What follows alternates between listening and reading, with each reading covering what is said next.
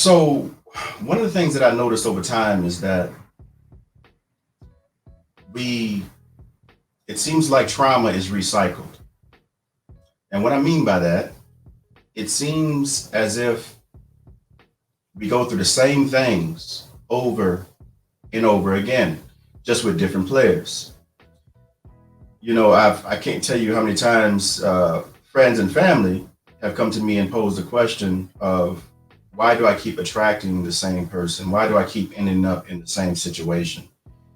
But I also noticed that professionally and personally within my own life, that we are attracted to these, it seems like these certain frequencies that oftentimes in the past have caused us some discomfort, and maybe even some harm. But since I noticed that this is a thing that happens common among all humans, I can't for the life of me call it toxic. If I see the same thing present in all humans, then I have to declare that thing a human thing. And I refuse to declare something that is universal among humans as something toxic. Right now, current literature, current knowledge, if you look up, for instance, the word trauma bond, I know that anything you research on trauma bond, you're going to hear a lot of like extreme warnings, true warnings, accurate warnings now. But you're going to hear warnings to get out of that, remove that, get out of that as soon as possible, get the hell away from that. It's horrible. It's not going to end good. But then what I notice is that even if that ends, that same frequency shows up again. And when that same frequency shows up again, that same situation shows up again. And then it leaves us to ask, why do we keep bumping into or colliding into this sort of frequency? And my outlier perspective is I conclude that there's something there for us. That this concept of pain and standing in your pain, your discomfort, it's so antithetical to the mind and the posture of the mind, because the mind does not want to experience pain. Any type of discomfort the mind experiences, it wants to run from, which is why when we touch a hot stove, we immediately jerk back. We don't have to think about that. When we experience that pain, the mind wants to flee. So literally, you have to go against the tendency of the mind to get that inner standing when you're walking on that path. You got to go against the tendency of the mind to sit there in that discomfort long enough, because the mind says, get the hell out. I don't like this. It doesn't feel good. But that's why I always say, the things that I say and repeat constantly, man, these are the things that I use to get through my challenges. That's why I always say, not all wins feel good. You brought up the concept of compassionate entrepreneurship to me. Yeah. And so can you please break this concept down for us? What is compassionate entrepreneurship? It's something that starts with self-acceptance first, right? Because to have compassion for the world and anything you do, you got to have compassion for yourself. And what it is building platforms, services, and businesses, right? That fulfills your personal growth idea of what you see for yourself, and expanding that to benefit the well-being of society, to contribute. Is based off the intrinsic goals. And intrinsic goals is about personal growth, self-acceptance, and the well-being of society and your contribution to the world.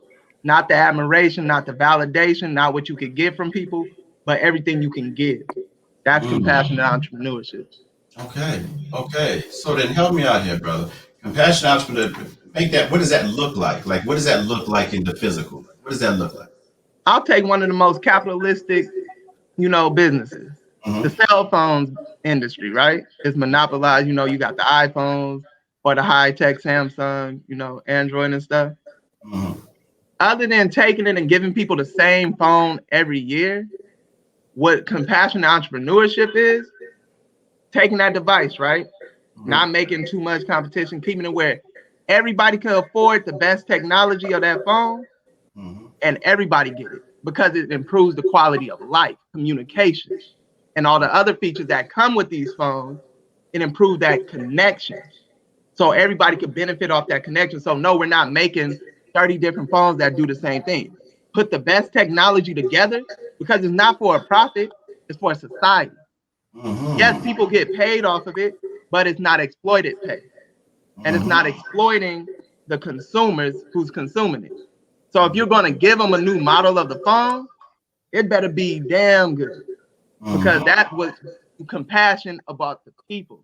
You're not compassionate about the bank account and the profits you get from the people. So what is self-acceptance for you? Self-acceptance is the good, bad, and the ugly, right? The flaws. I'll talk about myself. I had to accept that one point in my life, I didn't know what I was doing. I was a trash person to the people in my life. I wasn't being my best self. I wasn't disciplined. I wasn't going nowhere. But I had to have compassion to know I made my mistakes and I can't dream backwards. I got to remain in the present and I got to keep going. I got to accept my flaws, the pain I cause others, the pain I cause myself. I got to accept it all. Even the good stuff I've done. I got to not just focus on the bad, but focus. There is good things that I've done. There is good qualities about myself.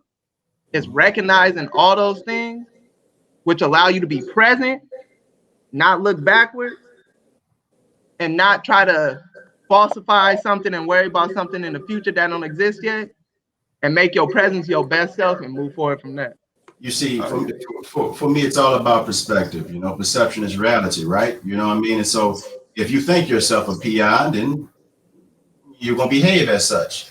But if you know that you're a king, then you're going to behave as such. And according to the really just the law, the spiritual laws that are present, whether you think you can or think you can't, you're right? Yeah. I am that I am. I am what I say that I am. You know, so why would I want to dream anything lower than my highest dreams? Why would I want to set any goals lower than my highest goals? Why would I want to be aspire anything to my highest aspirations? You know, knowing that I can experience that and have that manifest in my life just by being intentional with what I see. Okay, so yeah, definitely authenticity is what I fight for. My personal mission statement is to assist others in developing the audacity to live unapologetically authentic. So I'm all about that. And not only is that my mission statement for others, but that's my personal mission statement. That's what I strive to be. Because what a lot of people don't understand is that this life is this spiritual life, this spiritual walk, your purpose-filled walk. It's an intentional walk, and it is a path of developing skills. You know, just like watching someone play basketball, you know, you grab that basketball for the first time, you got to learn how to dribble. Before you're learning how to dribble between your legs and you're shaking people up, and then you learn how to shoot and all this other stuff, you know. But that takes skill. You know, it takes practice. Whatever we do with the practice, and whatever we practice, we become. So it sounds like at one stage of your life, you thought lower thoughts, you embraced lower energies, and you experience lower experiences. And that's in that space you practice. But at some point, there was a turn, there was a switch, something turned on, some awareness switch turned on, and then you begin practicing in the light. Now, please correct me wrong now, but how do you know? That's correct. So, and I can say specifically what happened too. I had a daughter on the way. I had to become a man. I was 18, turning 19 years old. I knew my father wasn't a part of my life for the most part. Like, you know, he had his addictions and stuff. So I had to become a man that I never seen in my life before and turn that up times 10 because I'm young. So I got to make this happen. It's desperation there in me. So I got to do things that I think is, you know, mature, that I think is disciplined. And to go even further seeing that light, my daughter passed away 2 hours after she was born. That crushed me. I went through that pain. I felt it. And I kept going to work. I didn't even try to take no time off, which I should have. But it clicked in my head that I got to live life right. I got to keep doing things right. Because that relationship was a toxic situation for me. It really was. And I had to grow from that. And I knew I didn't want to feel that type of pain no more, ever. And I had to turn it on. I really had to. How can we bring compassionate entrepreneurship to an institution like the prison industrial complex? Taking power away from those who are comfortable with what they got, allowing them to still maintain their wealth and their comfortability, but by any means necessary, relieving them of their power that they have over the prison industrial complex, and putting people in there who have a plan and space and patience of compassion of how they're going to revitalize and reinvent that whole system. Because you got people who are well researched, well studied, and well practiced in reforming the prison industrial complex. Give them the power over those spaces. Allow the people who gonna lose the power of those spaces, who don't want to change, tell them, hey, you gotta go. One way or the other, you gotta go. But to make it easier for you, you're gonna still maintain your wealth and comfortability, but you're never gonna be in charge of this no more. Oh, what message do you have for the people in general? You know, black, white, purple, green, you know, Care Bears, the Smurfs. What advice do you have for humanity? Because when I think about compassionate entrepreneurship, I'm thinking that that's a humanitarian effort. It sounds like a humanitarian effort. And if it is a humanitarian effort, even if you're dealing with a particular population or demographic, you got to deal with that to the extent that you understand that it is one part of a whole. And if you build up one part, it also adds to the collective whole. And so tell me what mission or what vision or what do you want to say? What statement do you want to say out there, put out there? First thing I want to say is reinvent your mind to reinvent your grind, and realize that we're all interdependent on each other, and realize that only 1 to 10% of people, right, in this world uphold this idea that we all want something that they got. And what I mean by that is when we all have compassion, like we reinvent this idea of us at the bottom against each other, when it's really, you know, it's something else against us and it's not us. Mm-hmm. If we rise together, if everybody is doing great, your life is going to be better. If I'm doing good, my neighbor going to be good. If my life is good, my family going to be well. If I'm happy, my wife going to be happy. If I'm happy, my kids going to be happy. And think of that in a society perspective. So allow everybody to live a comfortable life. Reinvent what we see as like how people should be living. Nobody deserves poverty. Nobody deserves abuse and disrespect. That's the compassion piece for it. You don't deserve poverty, because a lot of people vote against their own interests and go against their own, benefits, because they don't see that for themselves. They don't see greatness and compassion in themselves. They don't see themselves deserving of anything basic, normal human necessities. We make the most basic things of humanity seem like something astronomical. So understand that we are all deserving of great things. And if we all get it, nobody's going to lose, because we got the false idea that if this person do great, then that means I'm doing bad. If they doing good, that means they taking away from what I have. That's not true. That's the false idea that we have from, the few percent that control power. So what it sounds like that you're saying to me is conditioned thinking, getting away from conditioned thinking and the scarcity mindset. Yes. So here's where I come in. What we got? How much time we got right now? Oh Lord, we already at that point. So look, let me go on and end with this right here. I believe that we are at space and in time.